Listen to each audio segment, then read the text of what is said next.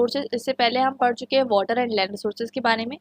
Energy क्या होती है ये आपको समझाने की ज़रूरत नहीं है, because this you have been reading since your childhood. Energy जो है डिफरेंट फॉर्म में एग्जिस्ट कर सकती है, बट कहने का मतलब ये है कि energy can never be created neither be destroyed. तो ये जो है फर्स्ट लॉ ऑफ एनर्जी है। अभी हम पढ़ेंगे कि डिफरेंट एनर्जी रिसोर्सेज क्या होती है, हमारे लिए एनर्जी की रिक्वायरमेंट क्या है और क्या हम इस रिक्वायरमेंट को पूरा कर पा रहे हैं। उसके बाद हम समझेंगे conventional and non conventional sources of energy. तो शुरुआत करते हैं। तो इस चैप्टर में पर्टिकुलरली हमें जो समझना है वो है renewable and non renewable sources of energy, और फिर हमें पढ़ना है कि एनर्जी का यूज़ हम कहाँ करते हैं और टाइप्स ऑफ एनर्जी क्या होती है। तो शुरुआत करते हैं। पहले मैं आपको बता दूं कि एनर्जी का जो टर्म है ये किसने कॉइन किया। तो ये टर्म है कॉइन किया गया बाय थॉमस यंग, और 80 years after Newton applied it. तो बेसिकली उस टाइम पर न्यूटन ने इसको यूज़ कर लिया था, लेकिन उसके बाद का एनर्जी का जो टर्म है वो यूज़ हुआ। तो उस टाइम पे आज हम देखेंगे कि न्यूटन ने तो ऑलरेडी उसके बारे में बता दिया था, लेकिन एनर्जी जो उसको बोलने का जो टर्म है ये थॉमस यंग द्वारा कॉइन किया गया। एनर्जी क्या होती है अगर आपको कोई पूछे तो बोलेंगे आप अबिलिटी टू डू वर्क, मतलब आपके पास एनर्जी है तभी आप काम कर पाएंगे। ठीक है, अक्सर हम वर्ड यूज़ करते हैं अपनी डेली लाइफ में कि मेरे पास एनर्जी नहीं है, बट कहने का मतलब ये है कि एनर्जी आपके पास होती है, बिकॉज एनर्जी जो होती है वो आपको फॉर्म ऑफ कार्बोहाइड्रेट वगैरह में स्टोर होती है, लेकिन आपको ऐसा लगता है कि आपके अंदर एनर्जी नहीं है। खैर वो अलग बात है। मैंने आपको ऊपर लॉ बताया था एनर्जी का, तो इसे हम थर्मोडायनेमिक्स का लॉ कहते हैं, टू लॉस। पहला लॉ तो ये है कि energy can neither be created nor destroyed, मतलब एनर्जी कांस्टेंट है। आप एक बॉडी से जो है एनर्जी दूसरी बॉडी में ट्रांसफर हो सकती है, but it can not be destroyed. That's the point in argument. Second law बताता है कि कुछ एनर्जी जो है हमेशा जो है हीट एनर्जी के फॉर्म में, मतलब कुछ ऐसी अनअवेलेबल फॉर्म ऑफ एनर्जी में डिसिपेटेट हो जाती है। जैसे कि अगर मैंने क्या कहते हैं अपनी बॉडी, मतलब मैंने कुछ काम किया और क्या कहते हैं मेरी बॉडी में से एनर्जी रिलीज हो रही है, लेकिन एनर्जी जाएगी कहाँ? ये एनर्जी कुछ बॉडी एनर्जी जो है वो हीट के फॉर्म में जो है डिसिपेटेट हो जाएगी, उसको यूज़ नहीं कर पाएंगे। तो हर लिविंग ऑर्गेनिज्म के लिए आपको एनर्जी चाहिए। प्लांट्स भी एनर्जी यूज़ करते हैं, और जो है एंटायर जो यूनिवर्स है वो भी एनर्जी पे चल रहा है। और जितनी एनर्जी हमारे पास आज है उसमें से 99.8% एनर्जी सोलार से आती है। तो इसकी वजह से हम देखते हैं कि सोलार की जो एनर्जी होती है वो एनर्जी को यूज़ करके प्लांट्स पहले तो बायोमास बनाते हैं, फिर प्लांट्स को जो है एनिमल्स खाते हैं, एनिमल्स को हम खाते हैं, मतलब एक तरीके से चेन है। देखने को हमको ये देखने को मिलता है कि एनर्जी जो है वो ट्रांसफर होते जाती है एक पर्टिकुलर एनिमल से दूसरे एनिमल में। अब बात करते हैं कि आज के टाइम में हमें एनर्जी की ज़रूरत क्यों पड़ने लग गई ज़्यादा। बिकॉज हम लोग आज के टाइम पे देखने को मिलता है कि पॉपुलेशन बढ़ने लग गई है। सेकेंडली जो है हम देखेंगे कि इंडस्ट्रीज़ का डेवलपमेंट हो रहा है। पहले हम हर चीज़ को जो है मैकेनिकली करते थे, खुद अपने हाथों से किया करते थे। अब हम हर चीज़ को कंप्यूटराइज करने में लगे हुए हैं, ऑटोमेट करने में लगे हुए हैं। इसी वजह से हमें ज़रूरत पड़ रहा है कि हम क्या करें, एनर्जी का ज़्यादा से ज़्यादा यूज़ करें। बात करते हैं कि एनर्जी का डेवलप, जब हम बात करते हैं कि एनर्जी की ज़रूरत, तो एनर्जी की ज़रूरत जो है अगर हमें देखना है तो एनर्जी की ज़रूरत देखने के लिए हमें ये भी समझना होगा कि एनर्जी की ज़रूरत कहाँ कहाँ पड़ती है, तो वो भी मैं आपको बताऊंगी। लेकिन मैं आपको ये बता दूं कि एनर्जी कहाँ से आती है। तो एनर्जी आती है दो तरीके के सोर्सेज से ब्रॉडली, एक कन्वेंशनल यानी पारंपरिक तरीके से, एक नॉन कन्वेंशनल सोर्सेज से। तो ये क्या सोर्सेज है मैं आपको ये बता दूंगी आगे चल के। अभी हमें ये समझना है कि world energy outlook reference scenario ये बताता है कि अगर हम आज के टाइम पे जितना एनर्जी यूज़ कर रहे हैं, जैसे कि हमें आजकल आप देखिए एसी चल रहा है तो इलेक्ट्रिसिटी लगती है। उसके बाद आप देखेंगे मिक्सर चल रहा है, वॉशिंग मशीन चल रही है, आजकल हम हर चीज़ में ऑटोमेट होते जा रहे हैं। तो ये सब जिस तरीके से हम एनर्जी का यूज़ कर रहे हैं आज के टाइम पे, तो वैसे ही अगर हम यूज़ करते रहे तो आज के टाइम पे जैसे हम यूज़ कर रहे हैं तो 50% हायर एनर्जी हमें लगेगी, क्योंकि जब तक और टेक्नोलॉजी आ जाएगी 2030 तक के। अब अगर हम बात करें तो India one of the fastest growing market है, और हमें जो है ग्लोबल एनर्जी के लिए हम एक्सपेक्टेड है कि सेकंड लार्जेस्ट कंट्रीब्यूटर, बिकॉज हमारे पास बहुत सारी सोर्सेज है, हमने इसको यूटिलाइज नहीं किया है। आपने पढ़ा होगा पोटेंशियल सोर्सेज होती है, ठीक है। जैसे हमारे इंडिया का इतना बड़ा वास्ट लैंड है, यहाँ पर हमारे पास बहुत ज़्यादा सोर्सेज है कि हम जो है हर तरीके की फॉर्म ऑफ एनर्जी को डेवलप कर सकते हैं। वो बात अलग है कि अभी हमने इसको डेवलप नहीं किया है। जैसे फॉर एग्जाम्पल मैं आपको बताऊँ तो जैसे कि हमारे पास विंड एनर्जी के बहुत ज़्यादा सोर्सेज हैं, फिर हमारे पास सोलार एनर्जी के सोर्सेज है, थोड़े बहुत कोल पेट्रोलियम के रिजर्व है, ज़्यादा नहीं है हमारे पास कोल पेट्रोलियम के रिजर्व। तो ये सब को हम यूज़ कर सकते हैं, लेकिन हम इसको यूज़ नहीं कर रहे हैं। और इसे यूज़ करने के लिए जो है हमें ज़रूरत है कि हम इसको जो है यूज़ करें, ताकि हम देखेंगे कि हमारी जो डिमांड है वो भी हम पूरी कर सकें। और अगर हम उसको सप्लाई कर दें एनर्जी को बाहर, तो उससे क्या होगा, हमें जो है इम्पोर्ट्स भी मिलेगा। जैसे कि आप देखेंगे middle east countries coal petroleum और नेचुरल गैस को सप्लाई करके बहुत ज़्यादा जो है रिच होते जा रही है, तो वैसा हम भी है रिच हो सकते हैं। आज हम जो प्राइमरीली जिस तरीके से एनर्जी का यूज़ कर रहे हैं, अगर हम उसको देखें तो हम आजकल प्राइमरीली जो डिपेंडेंट है फॉसिल फ्यूल्स पे है। ठीक है, अब हम देख रहे हैं कि धीरे धीरे हमें क्या करना है, शिफ्ट होना है। बिकॉज हम देखेंगे कि हमारे पास, आप देखेंगे कि इलेक्ट्रिसिटी का रेट्स जो है वो बढ़ते जा रहे हैं।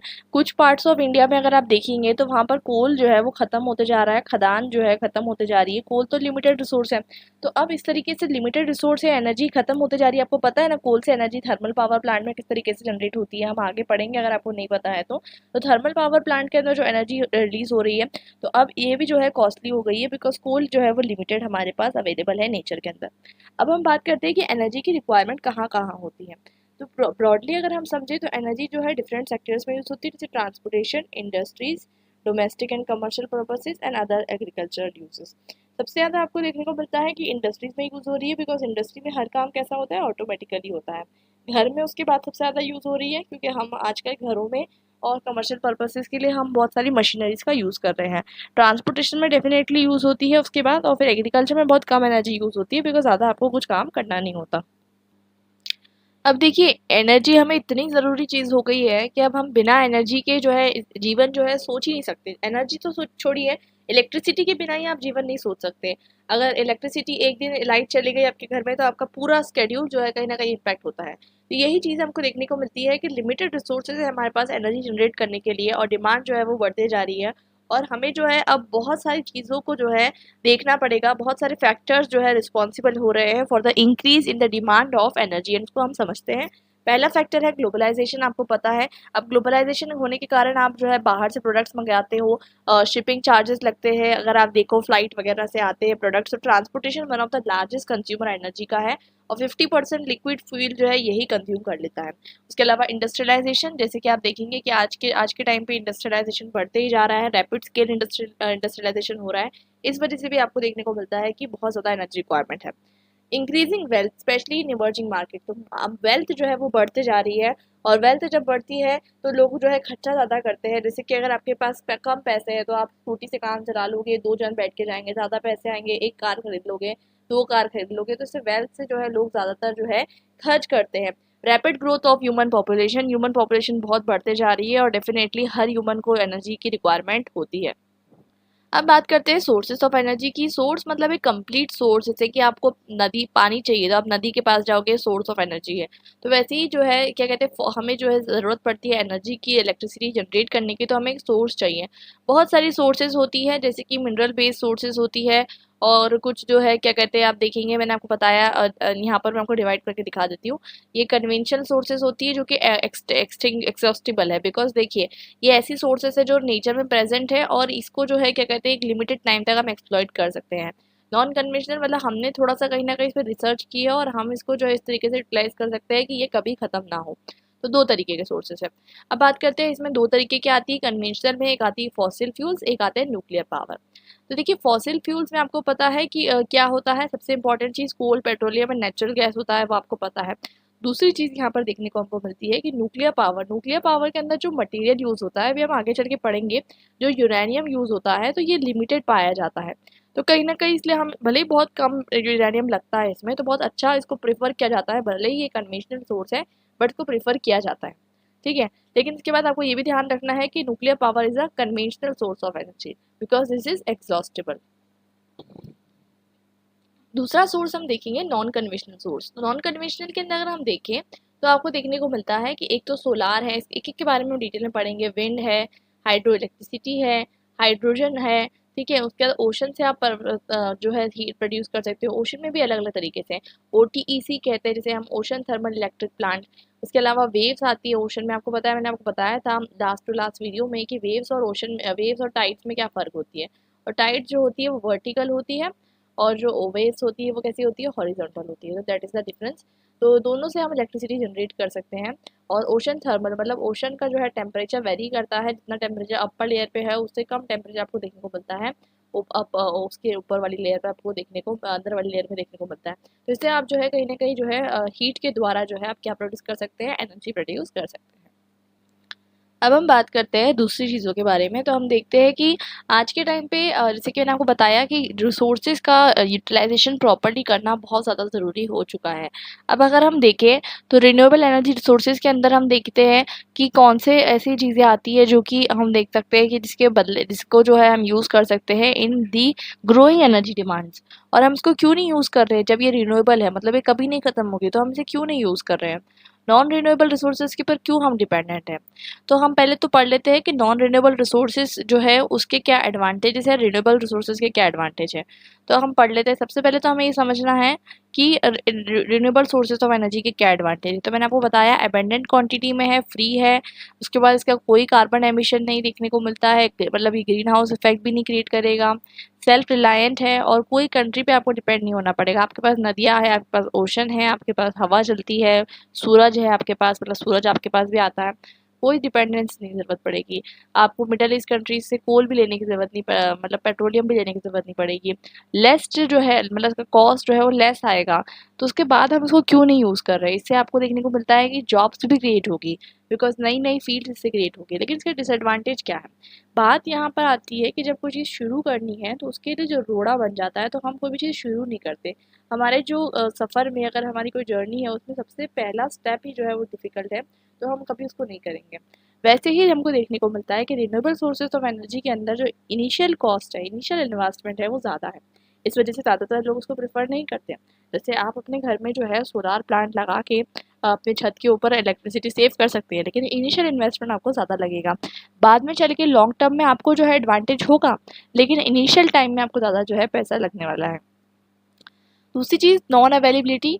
तो नॉन अवेलेबिलिटी मतलब हो सकता है जैसे कि ये कैसे है कि कोल है तो भाई जलेगा तो इलेक्ट्रिसिटी तो प्रोड्यूस होगी, ठीक है। लेकिन अगर आपने एक जगह पे समझ लीजिए सोलार प्लांट लगा दिया आपके घर पे और आपको जो है पता है कि भाई इससे हीट तो होगा डेफिनेटली, बट कभी अगर वेदर जो है चेंज हो गया, थोड़ी बारिश का मौसम हो गया, धूप नहीं निकली या रात का समय हो गया, तो ये सब चीज़ें फिर उस टाइम पे काम नहीं करेगी। और बाकी सब चीज़ें जैसे कि विंड विंड नहीं चल रही है तो फिर क्या? तो ये इस तरीके की चीज़ें आपको फैक्टर्स फेस करने पड़ेंगे, लेकिन उसके भी ऑप्शंस है। जैसे कि जब धूप तेज़ है तो आप उसको जो है सोलार सेल में सेव करके रख सकते हैं एनर्जी को, बाद में आप उसको यूटिलाइज कर सकते हैं। विंड के अंदर भी सेम आप इलेक्ट्रिसिटी को स्टोर तो कर ही सकते हैं। सिमिलरली बायोडाइवर्सिटी लॉस, मतलब हम देखते हैं कि कहीं ना कहीं जब हम हाइड्रो इलेक्ट्रिसिटी जनरेट करते हैं तो वहाँ पर बायोडाइवर्सिटी लॉस होता है, लेकिन अगर हम दूसरी चीज़ों में देखें जैसे सोलार सेल में कोई बायोडाइवर्सिटी लॉस आपको देखने को नहीं मिलता है। Non renewable sources of energy का क्या मतलब बेसिकली एडवांटेज है जिसकी वजह से सब लोग इसको यूज़ कर रहे हैं? पहला एडवांटेज तो ये चीपर है। मैंने आपको बताया स्टार्टिंग में जो है जैसे कि कोल, पेट्रोलियम, नेचुरल गैस सबको आती है यूज़ करना, और आजकल सभी लोग वो यूज़ कर रहे हैं, तो कोई दूसरी चीज़ों के बारे में बात ही नहीं करता। जैसे कि हम देखेंगे कि नॉन रिन्यूएबल रिसोर्सेज जो है जैसे कि हम देखते हैं कि छोटे से अमाउंट में ज़्यादा एनर्जी प्रोड्यूस करती है। आपके घर में सिलेंडर आता है, ठीक है, वो 2-3 महीने या 1 महीना डिपेंड करता है आप किस तरीके से यूज़ करते हो उस पे चल जाता है। वैसे ही डिपेंड करता है जैसे पेट्रोल वगैरह, तो आपने 1 लीटर पेट्रोल डलवा लिया तो आपका यूज़ पे डिपेंड करता है कि कितना, लेकिन फिर भी एक लॉन्ग टाइम तक एनर्जी देता है। वैसे ही मैंने आपको बताया न्यूक्लियर पावर एक non renewable source of energy है, उसमें यूरेनियम, बहुत कम यूरेनियम से बहुत ज़्यादा आप अमाउंट ऑफ एनर्जी प्रोड्यूस कर सकते हैं। और अभी आगे चल के हम एक एक एनर्जी के बारे में और पढ़ेंगे तो आपको और क्लियर हो जाएगा। बट इसके डिसएडवांटेजेस भी तो है। इसके डिसएडवांटेजेस ये है कि लिमिटेड है नेचर में, और ये जो है आपकी डिमांड्स की तरह जो है बढ़ते नहीं जाएगा। आपकी डिमांड तो बढ़ रही है लेकिन सप्लाई लिमिटेड रहेगा, और ये इको फ्रेंडली नहीं है। इसमें बहुत सारे जो है गैसेस रिलीज होती है जो हमारे लिए इको फ्रेंडली नहीं है। आई होप यहाँ तक आपको चीज़ें जो है क्लियर हो चुकी होगी। यहाँ पर एक डिफरेंस टेबल दिया गया है, आप ये पढ़ सकते हैं, ईजी सा है, कुछ इसमें डिफिकल्ट नहीं है, आपने बचपन से ये किया है। अब हम एक एक तरीके की जो एनर्जी है, एक एक तरीके का जो form of source of energy है उसको डिस्कस कर लेते हैं। तो पहला फॉर्म ऑफ एनर्जी जो है सोलार एनर्जी है। आपको मैंने बताया कि अर्थ में जो जितने भी प्लांट्स हैं, जितना भी एनर्जी प्रोडक्शन करते हैं, 98.8% वो सोलार एनर्जी का ही यूज़ करते हैं, ठीक है। तो वही 9, और बाकी तो कुछ लोगों को ग्रीन हाउस गैस में रखा जाता है, आपको पता है, थोड़ा ज़्यादा जिनको कोल्ड एटमॉस्फेयर में। तो कहने का मतलब ये है कि सोलार एनर्जी जो है वो सबसे ज़्यादा अल्टीमेट सोर्स ऑफ एनर्जी है, ठीक है। और उसके बाद हम देखते हैं कि क्योंकि सन के अंदर आपको पता है न्यूक्लियर रिएक्शन हो रहा है, लेकिन सन के अंदर जो होता है वो न्यूक्लियर फ्यूजन होता है, और हम जो करते हैं अर्थ पे, जो हम करते हैं इलेक्ट्रिसिटी प्रोड्यूस करने के लिए, न्यूक्लियर फिजन करते हैं। दोनों के बीच के डिफरेंसेस और दोनों कैसे होते हैं उसका फॉर्मूला वगैरह हम सब आगे डिस्कस करेंगे। अगर हम बात करें कि सोलार एनर्जी के एडवांटेजेस क्या है, तो बहुत एडवांटेज है। अब सन ऐसा तो नहीं है कि आज है और कल नहीं रहेगा, सन तो रोज़ रहेगा, बस ये कुछ लिमिटेशन है कि वेदर वगैरह प्रॉब्लम आ सकती है, कभी जो है रात के टाइम पे आपको दिक्कत आ सकती है, लेकिन एनर्जी जो है ये रिन्यूएबल सोर्स ऑफ एनर्जी है, सबसे इम्पोर्टेंट फ्री है, ठीक है। सन आपसे कोई पैसे नहीं चार्ज करता, ठीक है, भले ही आपको थोड़ा कॉस्ट लगेगा स्टार्टिंग में, बट सन की जो एनर्जी है वो तो फ्री है। इससे पोल्यूशन नहीं होता, सबसे ज़्यादा सोलर एनर्जी को प्रमोट करने के लिए इसलिए कहा जा रहा है, इसमें पोल्यूशन नहीं होता और ये रिमोट एरियाज़ में भी काम कर सकती है। हर जगह आज आप देखेंगे इलेक्ट्रिसिटी नहीं पहुंची है, बहुत सारे जो है आज भी हम देखते हैं कि बहुत सारे जो गांव है वहाँ पर इलेक्ट्रिसिटी के बिना लोग रह रहे हैं, लेकिन ये हर जगह पहुँचाया जा सकता है। और हम देखते हैं कि जितना अगर आपने एक बार इंस्टॉल कर लिया सोलर एनर्जी सिस्टम, तो 30 से 40 साल की आपको फुर्सत है, बार बार इसको आपको मेंटेन नहीं करना है। बात करते हैं कि इसकी मेंटेनेंस के लिए कोई रिक्वायरमेंट नहीं, जैसे मैंने आपको बता दिया। और अब अगर हम देखें तो अब जो है अलग अलग तरीके से जो है डिज़ाइन बनाए जा रहे हैं, जैसे कि आपको एक्स्ट्रा स्पेस भी नहीं लगेगी, आपके घर की गार्डन में ही आप जो है एक तरीके का प्रॉपर जो है सोलर एनर्जी इंस्टॉल कर सकते हैं, अपने घर के ऊपर भी कर सकते हैं। आज के टाइम पे बहुत सारे तरीके से सोलर एनर्जी को यूज़ किया जा रहा है, जैसे solar cooker, photovoltaic energy, solar water heating system, ये सब चीज़ों में इसका यूज़ किया जा रहा है। बात करते हैं डिसएडवांटेजेस की, तो मैंने आपको पहले ही बता दिया, सनी ये सिर्फ और सिर्फ जो है डे टाइम में यूज़ किया जा सकता है और सनी डे पे यूज़ किया जा सकता है, क्लाउडीनेस में नहीं यूज़ किया जा सकता, कभी कभी अनरिलायबल हो जाता है। और मैंने आपको बताया कि हर एक जगह, जैसे यूरोप वगैरह कंट्रीज़ में जहाँ बहुत ठंडी रहती है वहाँ पर जो इतना इफेक्टिव नहीं होगा, बट इंडिया जैसी कंट्री में बहुत इफेक्टिव है। सबसे दूसरी चीज़ ये है कि यहाँ पर आपको देखने को मिलता है इंस्टॉलेशन कॉस्ट जो है वो बहुत हाई है, और क्योंकि इसके अंदर जो सोलार सेल आते हैं वो सिलिकॉन के बने हुए होते हैं, सिलिकॉन महंगा होता है। और दूसरी चीज़, जो सेल्स होते हैं उसको कनेक्ट जो है किया जाता है, सेल्स मतलब जो है सिल्वर से कनेक्ट किया जाता है, तो उससे और महंगे हो जाते हैं। तो कहने का मतलब ये है, अभी धीरे धीरे कोशिश की जा रही है कि इसका कॉस्ट जो है रिड्यूस किया जाए, लेकिन अभी तक इस पर सिर्फ कोशिश हुई है, अभी तक हुआ नहीं है। और दूसरी चीज़, जो करंट आप प्रोड्यूस करते हैं वो डीसी में प्रोड्यूस होता है, जैसे कि मैंने आपको बताया कि आप उसको बैटरी में स्टोर कर सकते हैं, तो आप बैटरी में किसको स्टोर करते हैं, जो डीसी करंट होता है। और डीसी करंट को जब आप एसी में कन्वर्ट करेंगे, आप जो अपने घर में यूज़ करते हैं, क्या यूज़ करते हैं, डीसी यूज़ करते हैं या एसी यूज़ करते हैं, आपने बचपन में पढ़ा होगा सब डीसी एसी के बारे में, तो आप घर में एसी यूज़ करते हैं। एसी मतलब एयर कंडीशनर नहीं बोल रही हूँ, फॉर्म ऑफ करंट बोल रही हूँ। तो एसी जो है क्या कहते हैं आप यूज़ करते हैं, तो उसको कन्वर्ट करने के लिए आपको और पैसे लगेंगे। उसके बाद हम बात करते हैं कि अगर आप एक बड़े एरिया में करना चाहते हैं सोलार एनर्जी को कैप्चर, तो आपको एक बड़ा सा लैंड भी लगेगा, अच्छा खासा लैंड लगेगा, और उस वजह से आपको देखने को मिलता है कि लैंड भी आपका यूटिलाइज होगा, ठीक है। तो ये एक दिक्कत हो जाती है, लेकिन आज के टाइम पे लोगों ने एक नया सिस्टम मैंने देखा एक सिटी में, जो जहाँ हमने देखा कि एक वाटर सिस्टम था, ठीक है, वाटर बेड था, ठीक है, रिवर से वहाँ फ्लो हो रही है, बहुत ही प्यारा सिस्टम है। उसके ऊपर उन्होंने जो है क्या करें, सोलार पैनल्स को इंस्टॉल किया। इससे दो फायदे हैं, एक तो जब गर्म पानी जो है, गर्म जो है हम देखेंगे इवेपोरेशन जो है इससे रिड्यूस हो जाएगा, इवेपोरेशन रिड्यूस हो जाएगा तो कहीं ना कहीं जो रिवर का पानी है वो नहीं सूखेगा, लेक्स वगैरह पे आप इसको इंस्टॉल कर सकते हैं। और बाकी जो है सोलार की जो एक्स्ट्रा आपको लैंड लग रहा था वो भी आपको नहीं लगेगा, तो एक तीर में दो निशाने वाला काम हो गया। सोलार सेल्स आपने देखे होंगे, सोलार पैनल्स की आपने फोटो देखी होगी, आप उसको इमेजिन कर सकते हैं, तो ये एक बहुत इफेक्टिव तरीका हो सकता है। उसके बाद हम बात करते हैं, अब बैटरीज मैंने आपको बताया दिन में भी चार्ज करके यूज़ की जा सकती है, तो ऐसा जो है किया जा सकता है, तो इतनी बड़ी बात नहीं है, दिक्कत नहीं है। अब बात करते हैं विंड एनर्जी के बारे में। तो विंड एनर्जी किस तरीके से प्रोड्यूस की जाती है मैं आपको बता देती हूँ। तो एक प्लांट इंस्टॉल किया जाता है, ठीक है, उसको अंदर जो विंड हमारी मूव करती है, देखिए आपको पता होता है दो तरीके की एनर्जी होती है बेसिकली, एक होती है काइनेटिक एनर्जी और एक होती है पोटेंशियल एनर्जी। तो विंड मिल्स जो होती है, आपने फोटो तो देखी होगी विंड मिल्स की, अभी मैं ड्रॉ करके दिखा रही हूँ, तो ऐसी नहीं होती लेकिन थोड़ी अलग होती है। इसकी जो ब्लेड्स होती है, ठीक है, बेसिकली ब्लेड्स होती है, तो ये ब्लेड्स जो है विंड के मूवमेंट से घूमती है। अगर आप बाहर ले आके कोई पंखा रख देंगे घर के, ठीक है, छोटा सा पंखा आप रख दीजिएगा, तो आपको देखने को मिलेगा हवा आएगी तो घूमेगा, ठीक है, तो ये घूमता है। अब ये घूमता है तो इससे जो है काइनेटिक एनर्जी प्रोड्यूस हो रही है। अब ये काइनेटिक एनर्जी को स्टोर कर दिया जाता है in form of potential energy.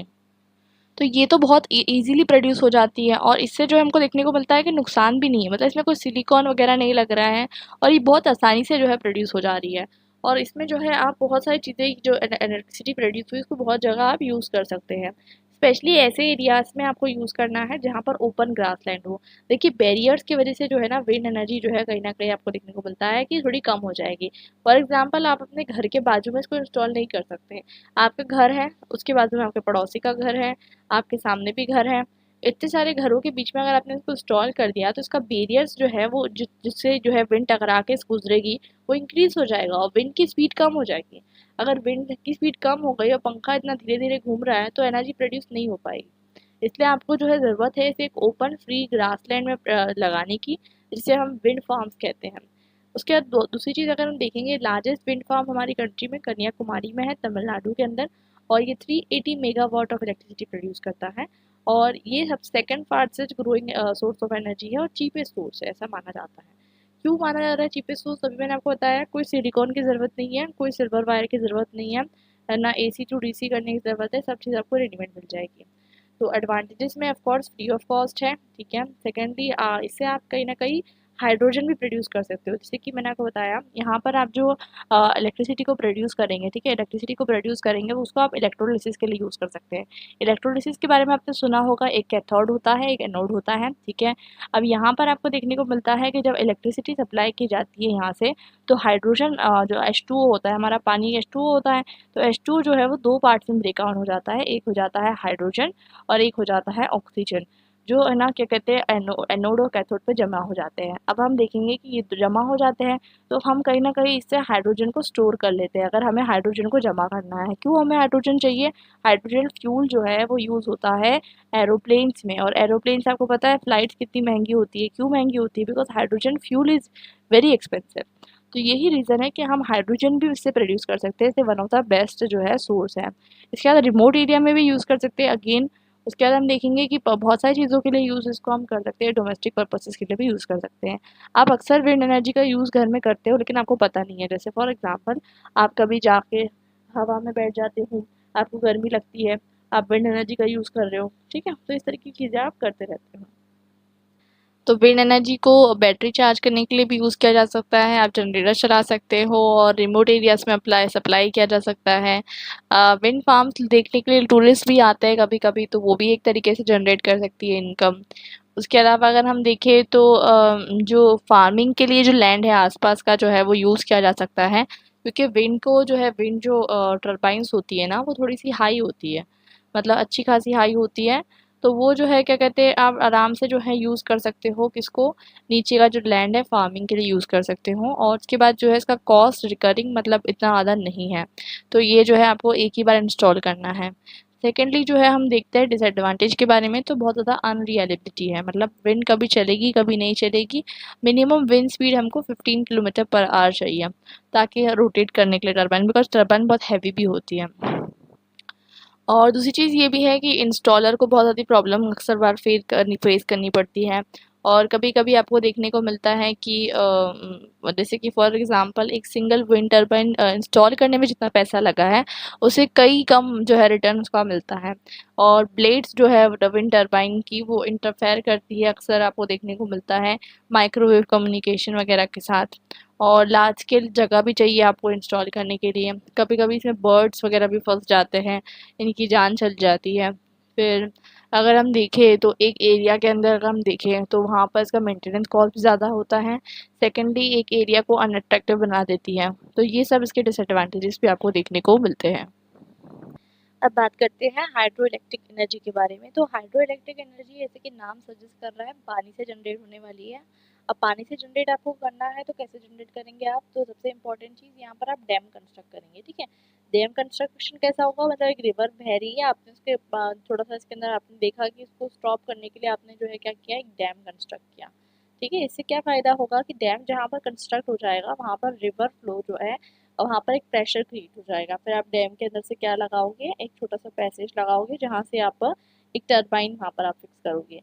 ये टरबाइन जो है जब ये पानी यहाँ से क्रॉस होगा तो टरबाइन भी रोटेट होगी, टरबाइन रोटेट होने की वजह से यहाँ पर जो है काइनेटिक एनर्जी प्रोड्यूस होगी, आप इसको स्टोर कर लोगे। अगर इंडिया के केस में अगर हम बात करें तो हम जो है थोड़ा टाइम से ज़्यादा टाइम से इसको यूज़ कर रहे हैं। पहली बार अगर हम देखें तो हमने कब इंडिया में यूज़ किया था, 1897 में इसका इस्तेमाल शुरू हो चुका था। और स्मॉल हाइड्रो पावर स्टेशन था, इसमें 130 किलोवाट एनर्जी जो है प्रोड्यूस होती थी। तो मोस्ट प्रोबेबली ये ब्रिटिशर्स के टाइम पे था, तो तब हमने इसको इंट्रोड्यूस किया था। कहाँ पर इंट्रोड्यूस हुआ था? ये दार्जिलिंग वेस्ट बंगाल के अंदर। और धीरे धीरे हमने देखा कि हमें जैसे जैसे रिक्वायरमेंट बढ़ती गई, मैं दूसरी जगह भी बहुत सारे हाइडल प्रोजेक्ट्स लॉन्च किए। और इंडिया के आज़ाद होने के बाद भी हमने बहुत सारे जो है प्रोजेक्ट लॉन्च किए, और अलग अलग तरीके के होते हैं, मिनी भी हो सकते हैं, माइक्रो भी हो सकते हैं, डिपेंड करता है कि उसकी कैपेसिटी कितनी है जनरेट करने की।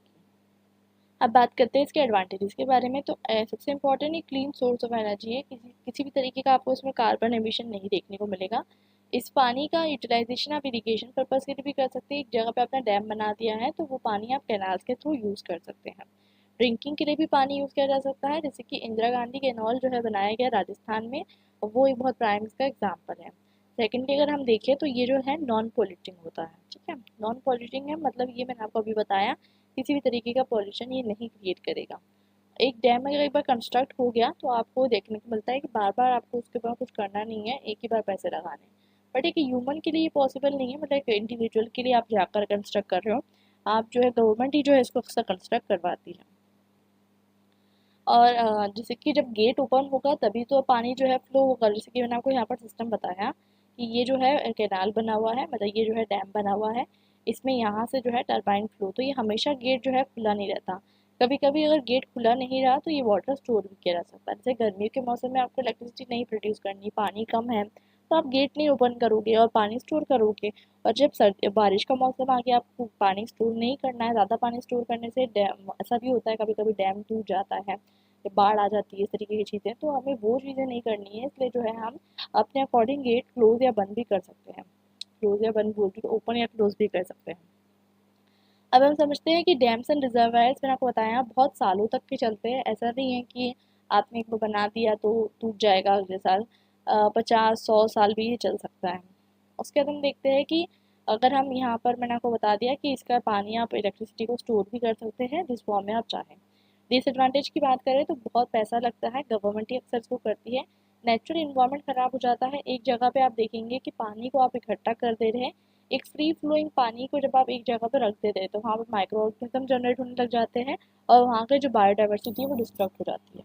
और जो आप डैम साइट्स चूज़ करते हैं अक्सर वो फॉरेस्ट की होती है, तो वहाँ पर डिफॉरेस्टेशन हो जाता है। दूसरी चीज़ यहाँ पर जो है जहाँ पानी आप जमा कर रहे हो वहाँ फ्लड आने का भी खतरा रहता है। बहुत सारे लोगों को अक्सर डिस्प्लेस भी करना होता है, इस वजह से जो है लोग इसका प्रोटेस्ट भी करते हैं। उसके बाद हम देखेंगे कि इसके अंदर जो है आप जिस एरिया में प्रोडक्शन कर रहे हैं, फॉर एग्जांपल अगर आपने एक एरिया चूज़ करा है और उस एरिया के अंदर आपने जो है डैम कंस्ट्रक्ट किया है, तो वो एरिया पूरी तरीके से पानी में सबमर्ज हो जाएगा।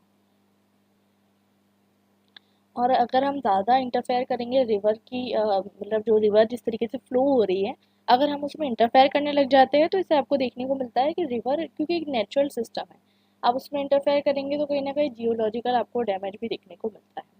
अब बात करते हैं हाइड्रोजन एनर्जी की। जैसे कि मैंने आपको बताया था कि हाइड्रोजन जो है वो कैसे प्रोड्यूस किया जाता है, H2O से जो है हाइड्रोजन जो है निकाला जाता है by the process of electrolysis. ठीक है, तो इलेक्ट्रोलिसिस के थ्रू निकाला जाता है, और ये हाइड्रोजन फ्यूल जो है बहुत क्लीन फॉर्म ऑफ फ्यूल होता है। आपको पता है हाइड्रोजन जब जलता है, बर्न करता है, तो क्या देता है, वो देता है H2O। ठीक है, तो फ्लाइट्स में बेसिकली जो फ्यूल यूज होता है हाइड्रोजन होता है। हाइड्रोजन फ्यूल बहुत ज़्यादा हाईली कम्बस्टिबल होता है, और ये हाइड्रोजन जब ऑक्सीजन के साथ कंबाइन करता है, तो मैंने आपको वही बताया क्योंकि जब कंबशन हम करते हैं तो ऑक्सीजन के साथ कोई भी चीज़ रिएक्ट करती है, तो फिर ये हाइड्रोजन मतलब जो है ये क्या प्रोड्यूस करता है, वाटर प्रोड्यूस करता है। वाटर से तो कोई नुकसान नहीं है, तो इसलिए जो है आपको देखने को मिलता है कि फ्लाइट्स में जो फ्यूल यूज़ होता है वो हाइड्रोजन एनर्जी यूज़ होता है। अगर हम इसकी बात करें तो इसके अंदर जो है 150 kilo joules of energy produce होती है पर ग्राम, तो इसके अंदर हाईएस्ट कैलोरीफिक वैल्यू है, और इसलिए जो है इसको यूज़ किया जाता है इन दी मैंने आपको बताया एयर जेट्स वगैरह। अब अगर हम देखें स्पेस ट्रिप में भी यही यूज़ होता है। और उसके अलावा अगर हम उसके बाद हम समझते हैं इसके डिसएडवांटेजेस के बारे में। तो डिसएडवांटेज ये है कि हाईली एक्सप्लोसिव है, मैंने आपको बताया, इनफ्लेमेबल है, कहीं पर अगर कुछ दिक्कत हो जाए तो ये जो है क्या कहते हैं जल सकता है और बहुत ज़्यादा ब्लास्ट हो सकता है। स्टोरिंग में और ट्रांसपोर्टिंग में दोनों में जो है बहुत दिक्कत होती है। बात करते हैं ओशन एनर्जी के बारे में। तो ओशन सबसे ज़्यादा जो है 70% ऑफ द अर्थ जो है आपको पता है ओशन है। तो ओशन जो है डेफिनेटली आपको पता है एक बहुत ज़्यादा वाइटल फॉर्म ऑफ एनर्जी जो है आप उसको यूज़ कर सकते हैं। टाइड्स जो है किस तरीके से प्रोड्यूस होती है, टाइड्स प्रोड्यूस होती है ग्रेविटेशनल फोर्स से, तो टाइड्स के थ्रू भी आप प्रोड्यूस कर सकते हैं और आप वेव्स के थ्रू भी प्रोड्यूस कर सकते हैं। बात करते हैं टाइडल एनर्जी के बारे में। तो rise and fall of the ocean जो है उसे हम क्या कहते हैं, टाइड्स कहते हैं, इसको हम हाई टाइड और लो टाइड कहते हैं। तो होता क्या है, एक टरबाइन इसमें भी लगाई होती है टरबाइन, और इसके अंदर भी जो है क्या कहते हैं, जब हाई टाइड आती है तो वो उसको रोटेट करती है, और इससे फिर जो है कहीं ना कहीं लो टाइड और हाई टाइड की वजह से जो है आपको देखने को मिलता है कि टाइड एनर्जी जो है वो हार्नेस की जाती है। और अगर हम बात करते हैं कि इसमें भी बहुत सारे डिफरेंट, ऑफ कोर्स सी बात है, लिमिटेशंस आएगी। अगर हम आज के टाइम पे टाइडल एनर्जी कितनी यूज़ कर रहे हैं, 15,000 मेगावाट यूज़ कर रहे हैं। Gulf of Kutch, gulf of Cambay और सुंदरबन डेल्टास में हम ये चीज़ें जो है यूज़ कर रहे हैं। फर्स्ट टाइम जो मॉडल टाइडल पावर मिल्स आई थी वो फ्रांस में आई थी, ठीक है। उसके बाद हमने देखा बाकी पार्ट ऑफ द वर्ल्ड में फैल जाती हैं। टाइडल एनर्जी हो गया, इसके बाद वेव एनर्जी। तो वेव्स जो हम देखते हैं कि वेव्स भी किस तरीके से प्रोड्यूस होती है, धीरे धीरे जो है प्रोड्यूस होती है। और हमको देखने को मिलता है कि विजयगम पे त्रिवेंद्रम के अंदर जो है ये चीज़ जो है लगाई गई, एक यहाँ पर प्लांट प्रोजेक्ट इंस्टॉल किया गया।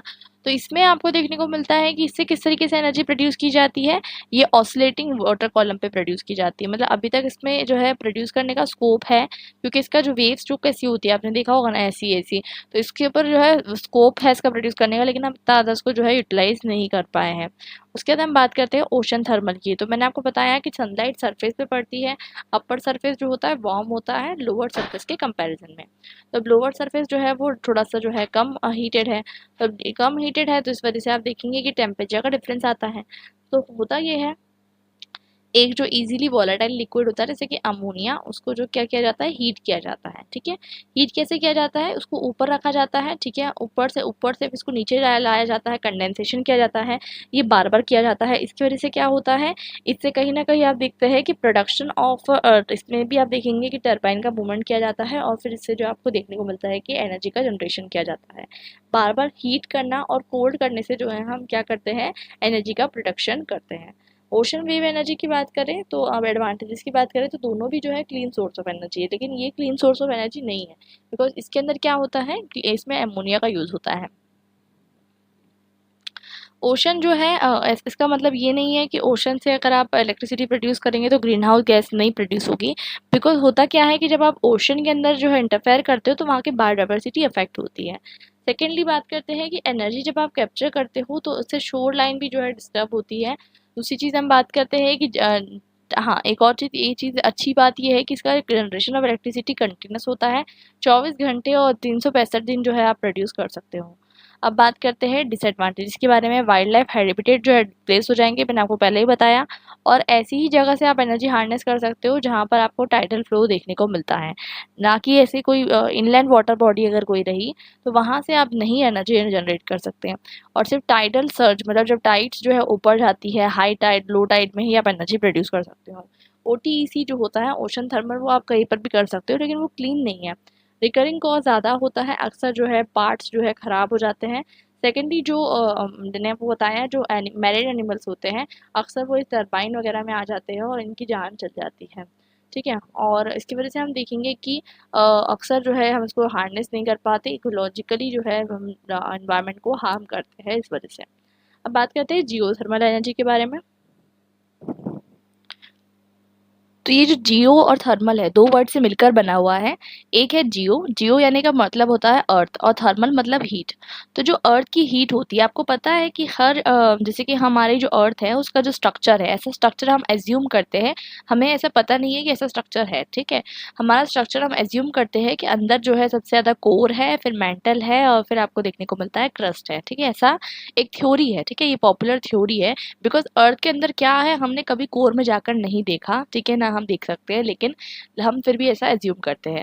अक्सर जो वॉल्केनिक इरप्शंस होते हैं आपने देखा होगा, तो उसमें हम ये एज्यूम करते हैं कि जो मैग्मा होता है, कोर के अंदर क्या एज्यूम करते हैं हम कि मैग्मा होता है।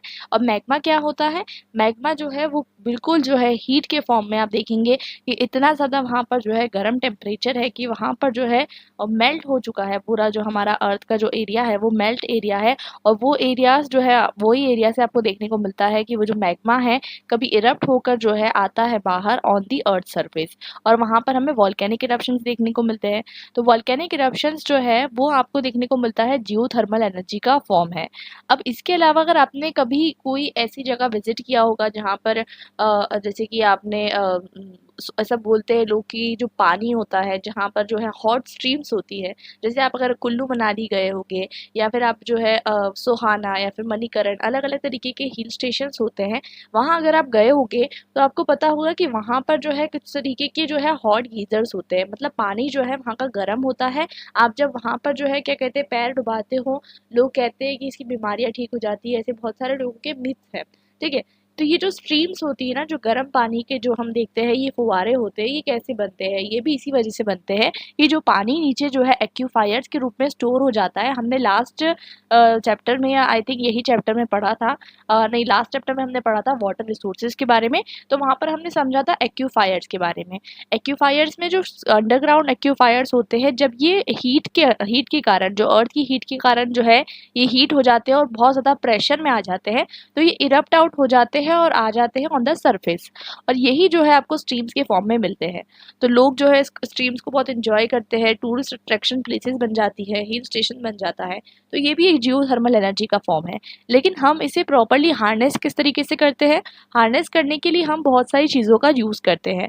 जैसे कि हम ये करते हैं कि हमारा जो पानी है, नीचे से जो पानी जो जहाँ पर हम देखते हैं कि पोटेंशियल एरिया क्या है, अगर हम यहाँ से अगर हम इसको जो है क्या कहते हैं स्टार्ट करेंगे डिगिंग करना, अगर हमारी एक अर्थ सरफेस है और हमको ऐसा लग रहा है कि यहाँ पर नीचे जो है हो सकता है कि कोई हॉट स्ट्रीम हो, और हमने यहाँ पर जो है क्या कहते हैं ट्यूबवेल निकाल कर जो है डिगिंग करना शुरू की, उसके बाद अगर हम एक ऐसे सरफेस पे पहुँच गए जहाँ पर जो है हमें गर्म पानी मिल जाता है, तो वहाँ से हम क्या कोशिश करते हैं, हम वहाँ से टरबाइन मूव करने की कोशिश करते हैं। टरबाइन मूव करने का एक प्रॉपर प्रोसेस होता है जो मैं आपको समझाती हूँ। तो बेसिकली होता ये है कि आपको जो ये आपका जो गर्म पानी है, ये गर्म पानी को जो है मूव किया जाता है थ्रू द पाइप। जब ये पाइप से मूव होता है, अब हम बात करते हैं कि इससे जो है क्या कहते हैं हाई प्रेशर के अंदर टरबाइन जो है मूव करती है और इससे इलेक्ट्रिसिटी जनरेट होती है। अब बात करते हैं इसके एडवांटेजेस एंड डिसएडवांटेजेस की। सबसे इंपॉर्टेंट चीज़ ये है कि एक तो लाइफ टाइम रिसोर्स है, क्योंकि अर्थ के अंदर का जो टेम्परेचर है वो कांस्टेंट है। इसका मतलब ये है कि अर्थ के अंदर का टेम्परेचर जो है और हमेशा ज़्यादा ही रहेगा, ऐसा नहीं कि कम हो जाए, तो इसलिए लाइफ टाइम एनर्जी रिसोर्स है। Secondly cleanest source of energy, इसमें कोई फॉसिल फ्यूल यूज़ नहीं हो रहा है। हाई हीट सोर्स है, मतलब मैंने आपको बताया अगर आप वॉल्केनो की बात करें, आप सोच सकते हैं कितना ज़्यादा उसका टेम्परेचर होता है। तो यहाँ पर जो हम अर्थ की एनर्जी को यूज़ करते हैं, इसमें हीट सोर्स जो है वो बहुत ज़्यादा है, जिससे हम बहुत ज़्यादा एनर्जी प्रोड्यूस कर सकते हैं। डिसएडवांटेज की बात करें तो सबसे इंपॉर्टेंट चीज़ इकोनॉमिकली फिजिबिलिटी की बात होती है। मतलब ऐसा नहीं है कि आप जाकर जो है एक जियो थर्मल प्लांट जो है सेटअप कर सकते हो। जैसे अगर आप अपने घर पे चाहो तो सोलार प्लांट इंस्टॉल कर सकते हो, लेकिन जियो थर्मल प्लांट आप इंस्टॉल नहीं कर सकते because it is very expensive. उसके लिए आपको बहुत ज़्यादा रिसर्च भी लगेगी, कौन सी स्पॉट पे आपको जो है उसको इंस्टॉल करना है, कैपिटल लगेगा। और वहाँ उसके बाद हो सकता है कभी कभी ये भी हो सकता है कि आपने ड्रिल किया, टेस्ट किया, और उसके बाद हो सकता है पॉसिबली कि वहाँ पर से जो है आपको जियो थर्मल एनर्जी ना मिल पाए। तो there is a lot of burden of finance on the person, इसलिए अक्सर इसको जो है गवर्नमेंट ही जो है फाइनेंस करती है। Now talking about biomass energy, तो एज अ नेम सजेस्ट, मैंने आपको पहले बताया था बायो मीन्स लाइफ होता है, मास मीन्स आप देख सकते हैं आपके बॉडी का जो कम्प्लीटली जो आपका जितना भी ऑर्गेनिक मैटर होता है आप उसको कह सकते हैं मास।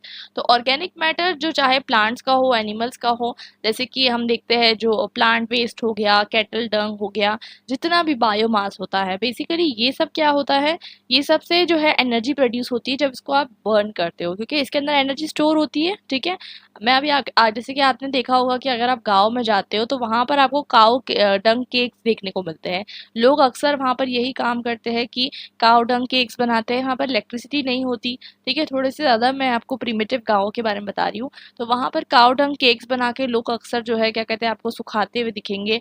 वो काऊ डंग केक्स वो लोग चूल्हे में यूज़ करते हैं, उससे आपको देखने को मिलता है एनर्जी प्रोड्यूस होती है। तो ये जो है लेकिन इतनी क्लीन एनर्जी नहीं है। ठीक है, comparatively it is not a clean energy, although ये जो है एक तरीके से रिन्यूएबल सोर्स ऑफ एनर्जी है, because organic matter is never going to be ended. ठीक है, आप अगर देखिए आपके आसपास plant waste, animal waste, cow dung, in fact human excreta, ये सब चीज़ें आप यूज़ कर सकते हैं बायोमास एनर्जी को प्रोड्यूस करने के लिए। तो बेसिकली ये सब चीज़ें जो है आपके पास लिमिटेड नहीं है, अनलिमिटेड है। बट अल्दो ये अनलिमिटेड है, लेकिन जब इसको बर्न करोगे तो इससे क्या होगा, इससे आप देखने को मिलता है कि जो एनर्जी प्रोड्यूस होगी वो क्लीन एनर्जी नहीं होगी, because lot of methane and green house gases जो है वो रिलीज हो जाएगी, इवन सूट पार्टिकल्स भी जो है रिलीज हो जाएंगे। अब हम बात करते हैं कि अभी क्या कोशिश की जा रही है कि धीरे धीरे ऐसे चूल्हास भी जो है इन्वेंट किए जा रहे हैं, स्मोकलेस चूल्हा, जिसके अंदर आपको देखने को मिल रहा है कि जहाँ पर से इतनी ज़्यादा जो है हीट, मतलब इतना ज़्यादा जो है आपको देखने को मिल रहा है स्मोक प्रोड्यूस ना हो। तो आई होप यहाँ तक आपको जो है चीज़ें क्लियर हो चुकी होगी। अब बात करते हैं एनर्जी प्लांटेशंस के बारे में। तो ये सब जो है बायोमास के टाइप्स हैं, जैसे कि मैंने आपको बताया अभी ऊपर कि agriculture and industrial waste biomass, ये भी बायोमास का पार्ट है। अगर हम बात करें एनर्जी प्लांटेशंस के बारे में, कुछ ऐसे ग्रीन प्लांट्स होते हैं जो खुद की, of course her green plant खुद की एनर्जी खुद ही स्टोर करता है, तो बहुत सारे ग्रीन प्लांट्स हम देखते हैं, उससे हम एनर्जी जो है एक्सट्रैक्ट कर सकते हैं अलग अलग तरीके से। जैसे कि फॉर एग्जांपल कुछ क्रॉप्स ऐसे होते हैं, शुगर केन, शुगर बीट और स्वीट सोरगुम, ऐसे कुछ प्लांट्स होते हैं जिसको आप कहीं ना कहीं बर्न करके या फिर आप उसको जो है कन्वर्ट भी कर सकते हो फ्यूल में। जैसे कि हम देखते हैं ना कि इसको जो अगर हम स्टोर करके रखें और फिर उसको हम क्या कहते हैं प्रोसेस में कन्वर्ट करके फर्मेंट करके फ्यूल भी उससे बना सकते हैं। ठीक है, इनफैक्ट कुछ चीज़ों से हम गैस भी बना सकते हैं, तो ये नेचुरली हम जो है कर सकते हैं, तो ये एक तरीका हो जाता है। एक तीसरा तरीके का जो बायोमास है वो है पेट्रोक्रॉप्स। तो पेट्रोक्रॉप्स मतलब ऐसे क्रॉप्स जो कि अगर बहुत टाइम तक के जैसे कि कुछ प्लांट्स और एनिमल्स एल्गी ऐसी होती है जिसमें हाइड्रोकार्बन ज़्यादा होता है। जैसे कि आपको पता है ना कि जो हमारे कोल पेट्रोलियम में नेचुरल गैसेस होती है, तो ये सारी की सारी जो होती है इसमें क्या होता है, हाइड्रोकार्बन होते हैं। ठीक है, because they are made up of what, organic matter. तो coal petroleum and natural gases के अंदर जो है हाइड्रोकार्बन जो है बहुत ज़्यादा होते हैं। सिमिलरली जो पेट्रोक्रॉप्स मतलब कुछ ऐसे प्लांट्स या एल्गीज जिसके अंदर हाइड्रोकार्बन का कंटेंट ज़्यादा हो, और अगर उसको आप मतलब थोड़ा टाइम के लिए एक हाई प्रेशर के अंदर रखोगे तो वो क्या प्रोड्यूस करेगा, ऑयल लाइक सब्सटेंस प्रोड्यूस करेगा। और वो ऑयल को भी आप यूज़ कर सकते हो for the purpose of what, आपने देखा होगा कि पाम तेल बेचा जाता है मार्केट में, और बहुत सारे प्लांट्स का जो है तेल निकाल के बेचा जाता है, राइट। मूंगफली का तेल हो गया, ठीक है। तो ये सब क्या होते हैं, ये सब पेट्रोक्रॉप्स हैं। इसका मतलब ये है कि इनसे आप क्या कहते हैं एनर्जी जो है प्रोड्यूस कर सकते हो, क्योंकि आप इससे जो है क्या कहते हैं बर्निंग कर सकते हो, बहुत सारी चीज़ें जो है आप इससे कर सकते हो। तो ये जो हो जाती है एक तरीके का एग्जाम्पल हो जाती है। अब ये एडवांटेजेस क्या है इसके, तो बेसिकली ये बहुत जगह यूज़ हो रहे हैं। इंडिया जैसी कंट्री में जो डेवलपिंग कंट्री है वहाँ पर तो ये डेफिनेटली यूज़ हो रहे हैं। तो इससे फ़ायदा क्या है, इससे फ़ायदा ये है कि वेस्ट मटेरियल आपका यूटिलाइज हो जाएगा। सेकेंडली फ्यूल बहुत चीप है, ठीक है।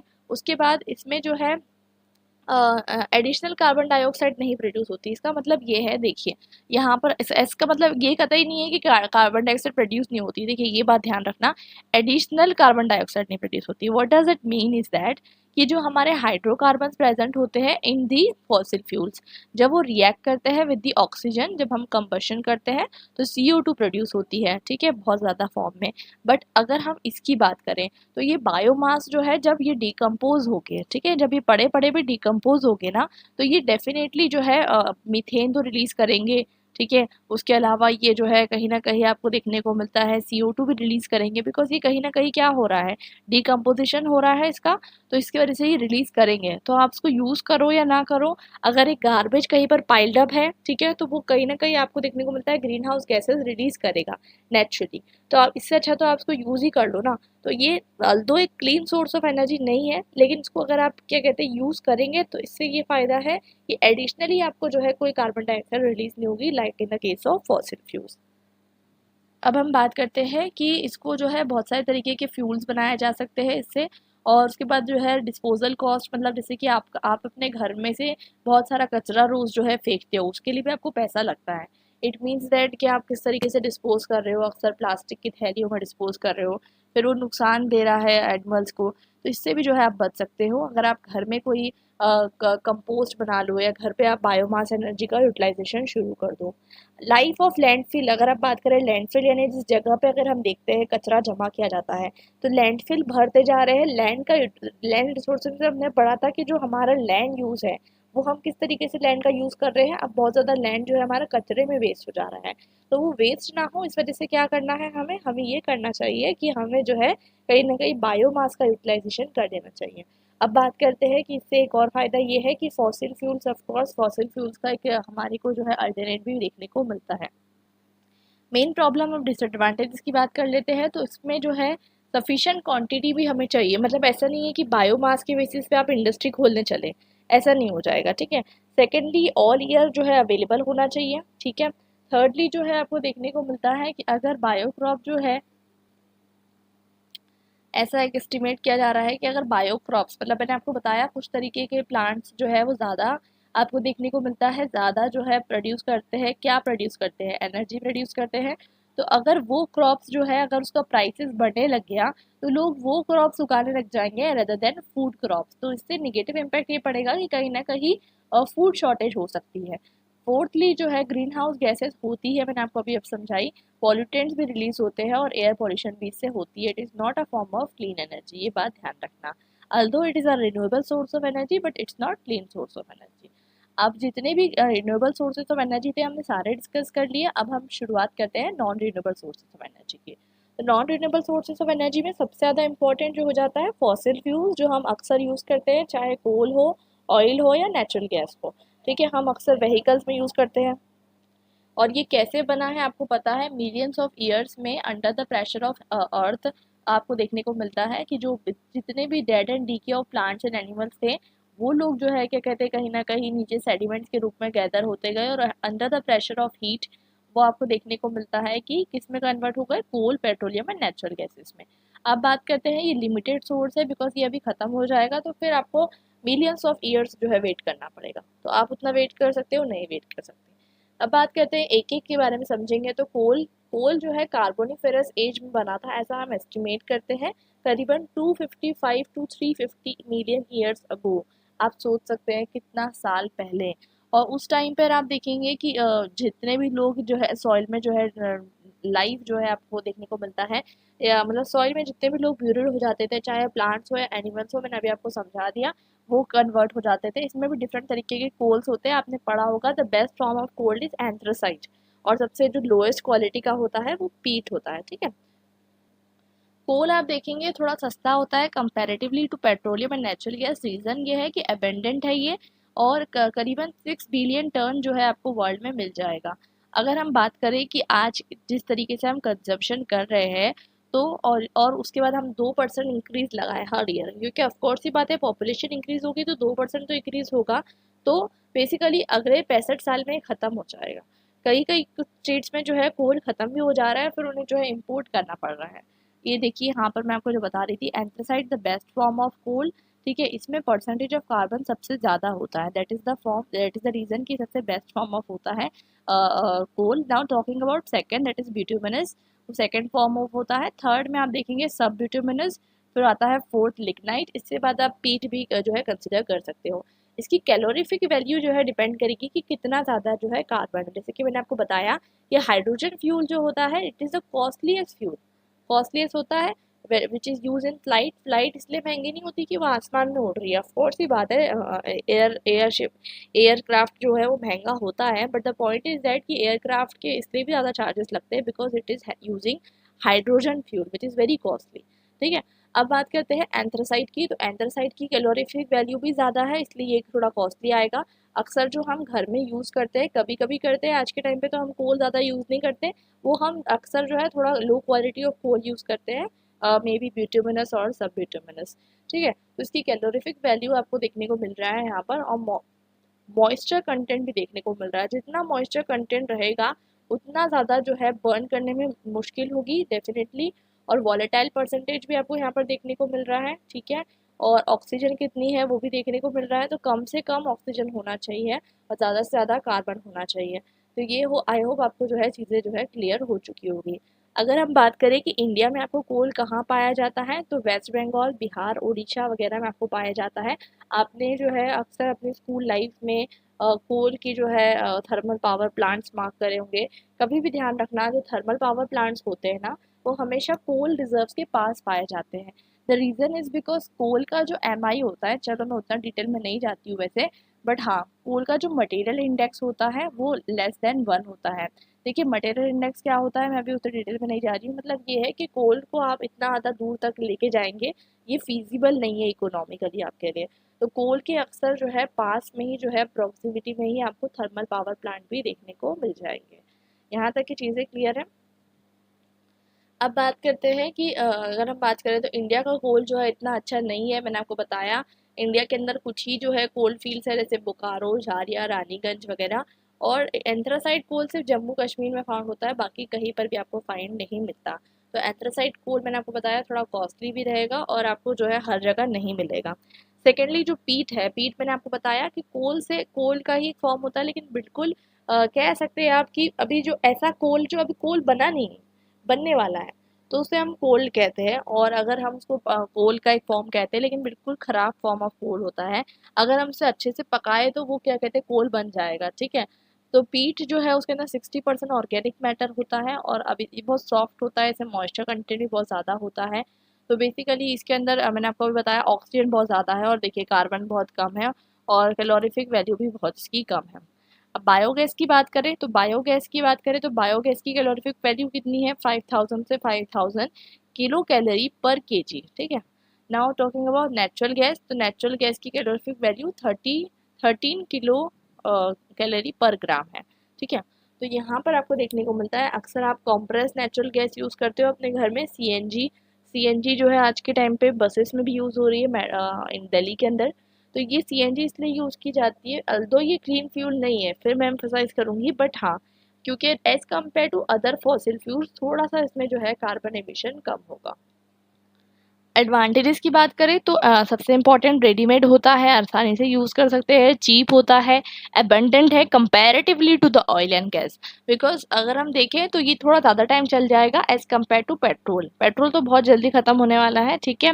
उसके बाद हम बात करेंगे कैपेसिटी, इलेक्ट्रिसिटी प्रोड्यूस करने की कैपेसिटी तो बहुत होती है, बिकॉज अक्सर आप देखेंगे इंडिया के अंदर जितने भी इलेक्ट्रिसिटी आपके घर पे भी आ रही है, अगर आप वो पता करें कहाँ से आ रही है, तो थर्मल पावर प्लांट से ही आ रही है, ठीक है।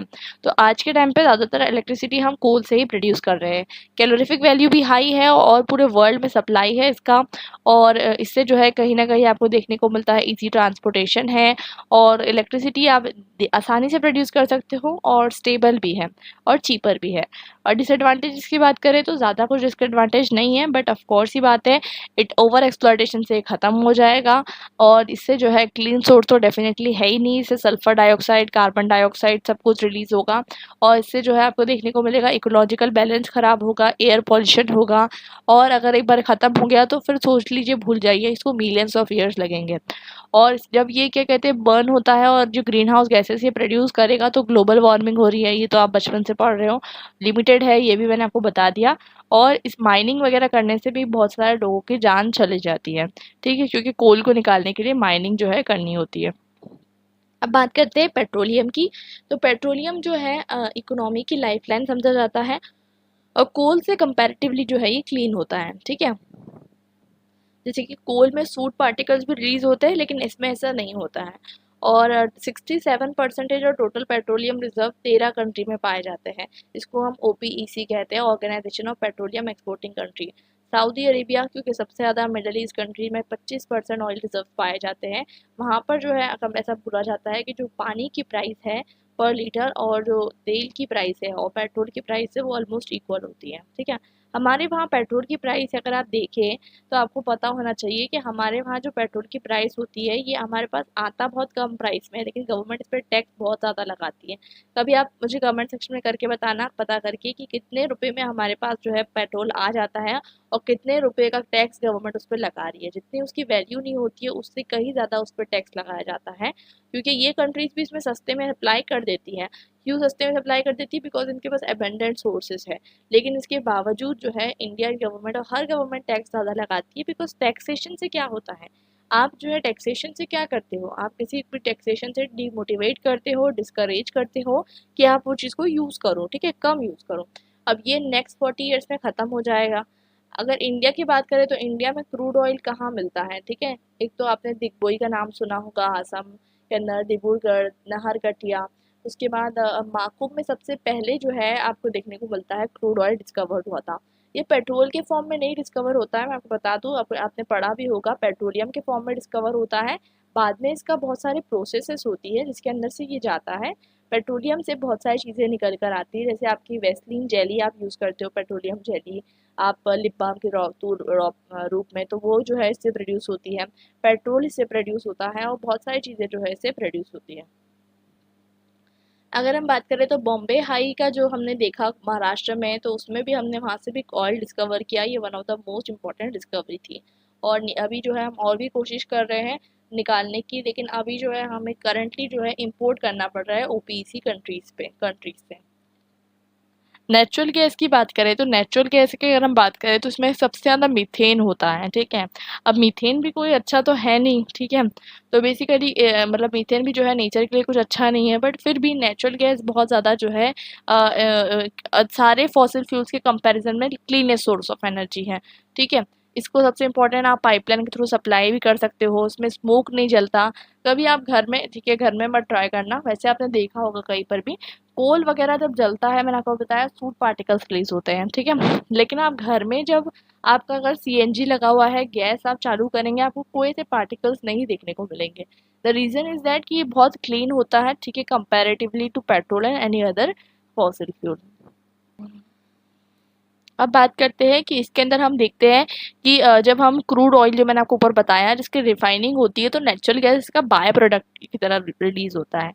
इंडिया के अंदर अगर हम बात करें तो थोड़ा सा ही जो है नेचुरल गैस है, और बाकी मेजॉरिटी ऑफ नेचुरल गैस आपको देखने को मिलता है रशिया के अंदर है, फिर ईरान और यूएस के अंदर है, ठीक है। इंडिया के अंदर आपको देखने को मिलता है जैसलमेर, त्रिपुरा, मुंबई और कृष्णा गोदावरी डेल्टा के अंदर आपको कुछ तरीके का नेचुरल गैस मिल जाता है। अब एलपीजी का भी सिलेंडर आपके पास आता होगा घर पे कभी कभी, इंडेन या भारत वगैरह का। तो एलपीजी भी वही होता है। एलपीजी क्या होता है? Liquefied petroleum gas. तो जब आप पेट्रोल को जो है प्रोड्यूस करते हो, जैसे कि पेट्रोलियम जो मैंने आपको बताया, क्रूड ऑयल जो आपको मिलता है जिसमें बहुत सारी इम्प्योरिटीज़ भी मिलेगी आपको, उसको जब आप पेट्रोलियम को जो है डिस्टिलेशन करते हो, फ्रैक्शनल डिस्टिलेशन करते हो, आपने प्रोसेस भी पढ़ी होगी फ्रैक्शनल डिस्टिलेशन की, इंडस्ट्रीज़ में होती है, तो उसमें नेचुरल गैस तो निकलती ही है। उसके अलावा ये जो पेट्रोल निकलता है, जब आप इसको कन्वर्ट कर देते हो इनटू द लिक्विड फॉर्म, तभी तो हम उसको कह रहे हैं कि लिक्विफाइड पेट्रोलियम गैस। तो फिर इसको जब आप स्टोर करके जो है बेच देते हो, ठीक है, और आपके घर पे सिलेंडर के रूप में आता है। और डीजल के कंपैरिजन में बहुत ज़्यादा जो है इसमें पार्टिकल्स कम प्रोड्यूस होते हैं। एलपीजी जो है मतलब प्रेफर किया जाता है। और उसके अलावा हम बात करें तो इसके अंदर ब्यूटेन होता है। ब्यूटेन आपने सब फॉर्मूलाज पढ़े होंगे, प्रोपेन, ब्यूटेन, सिर्फ the number of carbon and hydrogen atoms जो है डिफरेंट होता है। बाकी ब्यूटेन, प्रोपेन, सब चीज़ें जो है, इथेन, ये सब चीज़ें जो है आप देखेंगे एक जैसी होती है।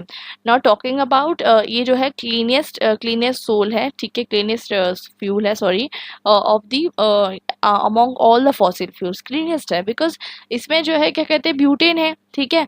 और इसमें बाकी एज कंपैरेटिवली उतना ज़्यादा ग्रीन हाउस गैसेस नहीं है। तो LPG and CNG are the best form of, आप कह सकते हैं the best form of resources. इसलिए तो अब हम सोच रहे हैं कि सीएनजी के थ्रू थ्रू टूवर्ड्स जो है मूव करें।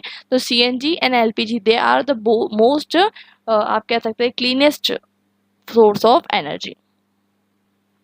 सीएनजी के बारे में तो मैंने आपको बता ही दिया कि अब जो है दिल्ली ट्रांसपोर्ट में जो है बसें जो है क्लीन सोर्सेज के लिए यूज़ की जा रही है, और ये चीपर भी होता है। और कंपैरेटिवली अगर हम बात करें तो इसका जो है, आप इसको जो है कहीं ना कहीं इसका माइलेज भी अच्छा होता है, चीपर भी होता है, कैलोरीफिक वैल्यू भी अच्छी है, और इसका जो है सब कुछ अच्छा है, तो हम इसको यूज़ कर रहे हैं। अब बात करते हैं न्यूक्लियर एनर्जी की। न्यूक्लियर एनर्जी की बात करें तो सबसे इम्पॉर्टेंट चीज़ न्यूक्लियर एनर्जी से आपको थोड़ा खतरा लगता होगा, आई डोंट नो लगता है या नहीं, लेकिन अगर कोई जापान का इंसान हो और उसने कभी न्यूक्लियर सुना तो उसको बहुत डर लगता होगा, ठीक है। तो बेसिकली न्यूक्लियर से आपको याद आता होगा न्यूक्लियर वेपन।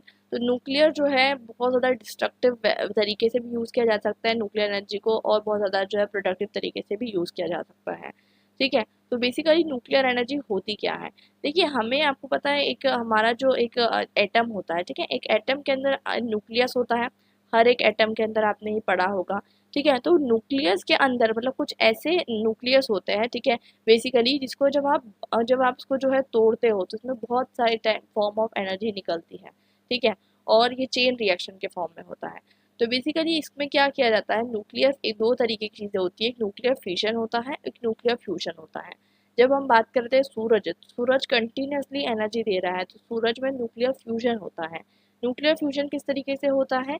जब वहाँ पर आपको देखने को मिलता है कि हाई हीट है, इतनी हीट है कि जो दो, मतलब बेसिकली आपको देखने को मिलता है दो छोटे छोटे न्यूक्लियस, ठीक है, दो छोटे छोटे न्यूक्लियस अक्सर हाइड्रोजन के जो न्यूक्लियस होते हैं वो कंबाइन करके जो है एनर्जी प्रोड्यूस करते हैं, लेकिन इसको कंबाइन करने के लिए आपको देखने को मिलता है आपको 1 बिलियन डिग्री सेल्सियस चाहिए, और ये आप अर्थ के नियम में प्रोड्यूस कर सकते हो नहीं कर सकते। तो बेसिकली यहाँ पर आपको देखने को मिलता है, ये आपको अर्थ पे नहीं देखने को मिलेगा, ये आपको मिलेगा on the sun. 1 billion degree Celsius जो है प्रोडक्शन अभी कहीं शुरू हो गया होगा तो मुझे नहीं मालूम, but up to my knowledge अभी तक के जो है ये न्यूक्लियर फ्यूजन जो है नहीं प्रोड्यूस होना स्टार्ट हुआ है। तो इसको अलग अलग तरीके से जो है क्या कहते हैं एनर्जी, जिसमें लाइटर आइटम्स को जो है कंबाइन किया जाता है एनर्जी प्रोड्यूस करने के लिए न्यूक्लियर फ्यूजन होता है, ये सन पे होता है, ठीक है। और जिसमें हैवियर एलिमेंट्स को तोड़ा जाता है, ठीक है। हैवियर एलिमेंट जैसे कि फॉर एग्जांपल यूरेनियम, जिसके अंदर बहुत ज़्यादा, इसका आप देखेंगे यूरेनियम का एटॉमिक मास और एटॉमिक नंबर आपको यहाँ पर दिया गया है। तो इसका जब बम्बार्टमेंट होता है, मतलब इसको जब ब्रेक किया जाता है तो इसके अंदर से जो है चेन रिएक्शन होता है और बहुत सारी एनर्जी जो है इसमें रिलीज होती है। तो आई होप यहाँ तक कि आपको चीज़ें जो है क्लियर हो चुकी होगी। इसके ऑफ कोर्स एडवांटेजेस है, डिसएडवांटेजेस है। पहले हम इसका जो है एक तरीके से समझ लेते हैं कि इसके अंदर क्या तरीके का इसका जो है रिएक्टर का कंपोनेंट्स होते हैं। तो सबसे इम्पोर्टेंट यहाँ पर आपको देखने को मिलता है कि बहुत सारे होते हैं, कंट्रोल रॉड होती है, कूलेंट होता है, शील्डिंग होती है, उसके अलावा न्यूक्लियर फ्यूल होता है। न्यूक्लियर फ्यूल जो होता है लिमिटेड होता है, यूरेनियम जिसे हम कहते हैं। तो यूरेनियम अक्सर हम यूज़ करते हैं, ये लिमिटेड होता है नेचर में, इसलिए हम न्यूक्लियर फ्यूल को क्या कहते हैं, कन्वेंशनल सोर्सेज ऑफ एनर्जी में पढ़ते हैं और non renewable sources of energy में पढ़ते हैं, बिकॉज यूरेनियम तो नेचर में लिमिटेड है ना। तो इस वजह से जो है हम क्या करते हैं, इसे जो है हम कन्वेंशनल सोर्सेज ऑफ एनर्जी में पढ़ते हैं।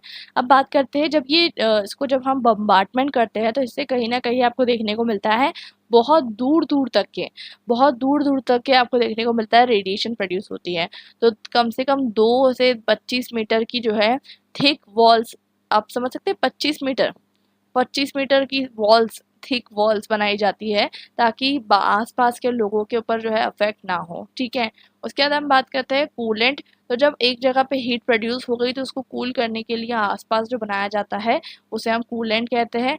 कंट्रोल रॉड्स बनाई जाती है कैडमियम की या फिर बोरॉन की, अगेन ये बहुत ज़्यादा हार्मफुल है, ठीक है। तो कंट्रोल रॉड्स जो है बनाई जाती है और एक मॉडरेटर आपको देखने को यहाँ पर मिलता है, जिससे आप देखते हैं कि जो न्यूक्लियस है एक पर्टिकुलर एटम का, उसका बम्बार्टमेंट इससे किया जाता है जिससे ये ब्रेक डाउन हो जाए इनटू स्मॉलर जो है न्यूट्रिएंट्स कह रही हूँ, न्यूट्रॉन्स, ठीक है। अब बात करें एडवांटेजेस की तो इसमें बहुत कम ग्रीन हाउस गैसेस है, ग्लोबल वार्मिंग नहीं होगी, बहुत ज़्यादा जो है हमारे जो है इसको हम पॉजिटिवली यूज़ करेंगे तो बहुत कम न्यूक्लियर फ्यूल से बहुत ज़्यादा इलेक्ट्रिसिटी प्रोड्यूस होगी।